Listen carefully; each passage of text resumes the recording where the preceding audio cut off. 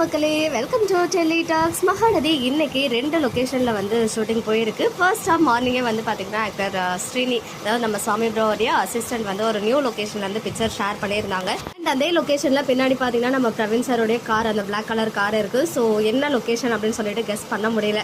கொஞ்ச நேரத்துக்கு முன்னாடி நம்ம காற்றுத்தினவெளி சீரியல் அந்த காலேஜ் இருக்கும் இல்லையா, காலேஜ் லொக்கேஷன், அங்கே இருந்து வந்து ஒரு குட்டி வீடியோ ஷேர் பண்ணியிருக்காங்க. கேவி மெமரிஸ் அப்படின்னு வந்து அவருமே ஷேர் பண்ணியிருக்காரு. எஸ், இதை பார்த்ததுமே காற்றுத்தினவெளி மெமரிஸ் தான் எனக்குமே ஞாபகம் வந்துச்சு. அவ்வளோ அப்டேட்ஸ் வந்து ஷேர் பண்ணியிருக்கேன் காற்றுத்தினவெளி ரிலேட்டடாக. ஸோ அந்த மெமரிஸ் எல்லாமே ஒன் செகண்ட் வந்து போச்சு. அது மட்டும் இல்லாமல் இந்த லொக்கேஷன் வந்து காலேஜாக மட்டும் யூஸ் பண்ண மாட்டாங்க.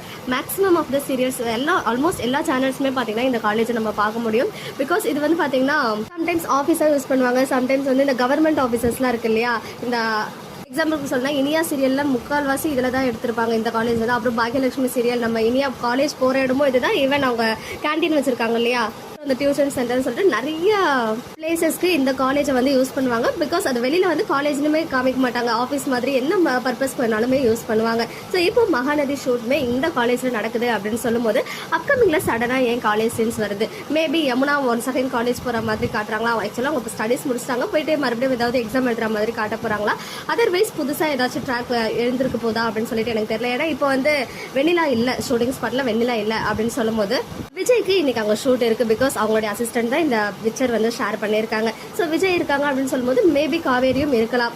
சம் சீரியல்ஸில் வந்து பார்த்தீங்கன்னா ரெஜிஸ்டர் ஆஃபீஸ் மாதிரி கூட இந்த பிளேஸை யூஸ் பண்ணியிருக்காங்க.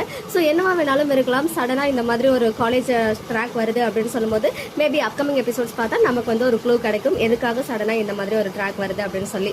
நீங்கள் என்ன நினைக்கிறீங்க அப்படின்னு உங்களுடைய ஒப்பீனியன்ஸை கமெண்ட்டில் சொல்லுங்கள். ஓகே மக்களே, நெக்ஸ்ட் வீடியோவில் மீட் பண்ணுறேன். எக்ஸ்க்ளூசிவ் அப்டேட்ஸ்க்கு மறக்காம நம்ம யூடியூப் சேனலை சப்ஸ்கிரைப் பண்ணிக்கோங்க.